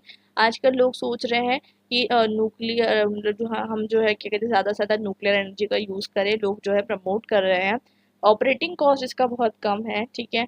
और उसके अलावा इंडस्ट्रियल नीड्स भी मीट हो जाएगी, डोमेस्टिक नीड्स भी मीट हो जाएगी और सस्ता भी पड़ेगा आपको, ठीक है। और न्यूक्लियर वेस्ट जो है रिड्यूस भी किया जा सकता है। डिसएडवांटेज की बात करें, इंस्टॉलेशन कॉस्ट बहुत रहेगा, डेफिनेटली रहेगा। और अगर इसमें कोई किसी भी तरीके का आपको पता है वो हो गया, समझ लीजिए एक्सीडेंट हो गया, तो समझ लीजिए लाखों लोगों की जान जा सकती है। अभी हम आगे पढ़ेंगे चेरनोबिल डिजास्टर के बारे में। इसके रिस्क बहुत ज़्यादा है और कुछ रिस्क हो सकता है ऐसे भी है जो अभी तक हमें पता नहीं है, क्योंकि हम जो है मतलब हर चीज़ हमें नहीं पता होती, हम जो है बहुत सारी चीज़ें एक्सपेरिमेंट के थ्रू पता करते हैं। तो अभी तक हमें बहुत सारे रिस्क इसके पता नहीं है। कंस्ट्रक्शन टाइम बहुत ज़्यादा लगता है हमें, यूरेनियम जो है ज़्यादा टाइम चलेगा नहीं अगर हम ज़्यादा न्यूक्लियर फ्यूल बनाएंगे तो। और मैंने आपको बताया इसमें हाई एक्सपर्टीज़ लगती है, छोटी सी गलती लाखों करोड़ों लोगों की जान ले सकती है। अगर ये एक जगह पे ब्लास्ट हो गया तो आप समझ सकते हैं जिस तरीके से हिरोशिमा नागासाकी का जो जगह थी वैसे जो है हमारा हो सकता है कि एरिया हो जाए। माइनिंग से जो है बहुत ज़्यादा खतरे होते हैं, इसमें पानी बहुत ज़्यादा लगता है कूलेंट के रूप में, मैंने बताया ना कूलेंट जो लगता है उसमें पानी आपको रिक्वायर्ड होता है। और जो फ्यूल जो यूज़ हो जाता है उसको डिस्पोज करना जो है बहुत प्रॉब्लमेटिक हो जाता है। तो ये सारी जो है डिसएडवांटेजेस है। टेररिस्ट एक्टिविटीज़ के लिए टारगेट होता है, अगर आपने न्यूक्लियर वेपन कह रही हूँ, न्यूक्लियर प्लांट पर अटैक कर लिया तो सोच सकते हैं अगर किसी टेररिस्ट ने अटैक कर लिया तो आसपास के लाखों करोड़ों लोग मारे जा सकते हैं। और न्यूक्लियर रिएक्टर की एवरेज लाइफ स्पान 40 से 50 साल होती है, जो अक्सर थोड़ी सी कम है क्योंकि हमें फिर और कंस्ट्रक्शन करके और पैसा लगाना पड़ेगा। अब बात करते हैं कि इंडिया की गवर्नमेंट क्या क्या काम कर रही है towards moving towards the non conventional sources of energy. तो नेशनल सोलर मिशन जो है गवर्नमेंट ने लॉन्च किया था based on the climate national India national action plan on climate change. इस पर्टिकुलरली मिशन के अंदर नेशनल सोलार मिशन जो इन्होंने लॉन्च किया था ऑन 30 जून 2008। और उन्होंने कहा कि सोलार एनर्जी को हमें जो है ज़्यादा से ज़्यादा यूज़ करना है, ठीक है। और इसलिए जो है उन्होंने कहा कि अब जो है क्या कहते हैं स्टेट गवर्नमेंट और नेशनल गवर्नमेंट दोनों को मिलके जो है सोलार एनर्जी पे काम करना है। इंडिया के केस में बताया तो मैंने आपको पहले ही बताया था, इंडिया के केस में एक बहुत ही अच्छा हमारा जो है क्लाइमेट है, उससे जो है हम डिपेंड हो सकते हैं किस पे, सोलार एनर्जी पे, जो बहुत ज़्यादा जो है रिलेटिवली अगर आप देखें तो सेफ़ है as compare to nuclear energy. और इसका ना इसके डैम जैसे डिसएडवांटेजेस है, ना इसका हाई इंस्टॉलेशन कॉस्ट है। तो ये बहुत इंपॉर्टेंट है कि हम जो है शिफ्ट करें टूवर्ड्स दी सोलार एनर्जी। अब एक ब्रांड नेम सोलार इंडिया करके भी जो है लॉन्च हुआ है। और नेशनल सोलार मिशन जो है इसलिए लॉन्च किया गया ताकि हम देख सकते हैं कि अलग अलग इसके जो प्लान्स है, जैसे कि आपके 5 ईयर प्लान्स चलते हैं। 5 ईयर प्लान्स आप देख सकते हैं, हमारे 5 ईयर प्लान्स जो होते हैं, जो हमारे टिल फ्रॉम इंडिपेंडेंस जो है हमने स्टार्ट किए थे प्लानिंग कमीशन के स्टैब्लिशमेंट होने से। तो उसमें उन्होंने कहा कि हमें क्या क्या करना है, बहुत सारी चीज़ें करनी है। अलग अलग प्लान में उन्होंने डिवाइड किया, 11 प्लान, 12 प्लान और 13 प्लान के अंदर। इसके अंदर हमें कोशिश क्या करनी है, 2015 के अंदर ऐसा एम किया गया था कि 20,000 मेगावाट जो है क्या कहते हैं एनर्जी मतलब प्रोड्यूस की जाएगी। लेकिन फिर उसको जो है चेंज किया गया, 1 लाख मेगावाट जो है एनर्जी प्रोड्यूस की जाएगी बाय 2022, ये एम रखा गया। और अब जो है इस पर कोशिश की जा रही है। अगर आप पढ़ना चाहें तो इसके बारे में और पढ़ सकते हैं। और इससे जो है आपको देखने को मिलेगा कि बहुत ज़्यादा एडवांटेजेस है टू हर एक कोल, हर एक एनर्जी, हर एक form of source of energy के हमने एडवांटेजेस भी पढ़ लिए, डिसएडवांटेजेस भी पढ़ लिए। तो आई होप आपको ये चीज़ें क्लियर हो चुकी होगी कि हर एक चीज़ का एडवांटेज और डिसएडवांटेज है। बट हमें क्या करना है, प्रोस एंड कॉन्स को नाप तोल के यूज़ करना है, ठीक है। प्रोस एंड कॉन्स को जब हम नाप तोल के यूज़ करेंगे तब जाकर जो है हम प्रॉपर फैसला ले पाएंगे। अब बात करते हैं इन्वायरमेंटल इम्पैक्ट ही।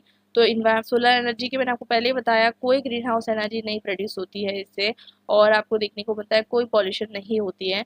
सेकेंडली मैंने आपको पहले बताया था कि सन कभी ख़त्म नहीं होता। सन जो है, सन आपको फ्री में एनर्जी दे रहा है, आप उसकी एनर्जी को यूज़ कर सकते हैं, हर जगह पे यूज़ कर सकते हैं। और आपको उसका इंस्टॉलेशन कॉस्ट इतना ज़्यादा नहीं है जितना आपको न्यूक्लियर का लगेगा या जियो थर्मल का लगेगा। उतना ज़्यादा आपका इंस्टॉलेशन कॉस्ट नहीं है, आप उसको घर पे भी इंस्टॉल कर सकते हैं। आई होप ये चैप्टर आपको क्लियर हो चुका हो। हम आ चुके हैं समरी के ऊपर। आप जो है इस चैप्टर की समरी पढ़ सकते हैं। मैंने आपको ऑलरेडी पूरा चैप्टर समझा चुकी हूँ।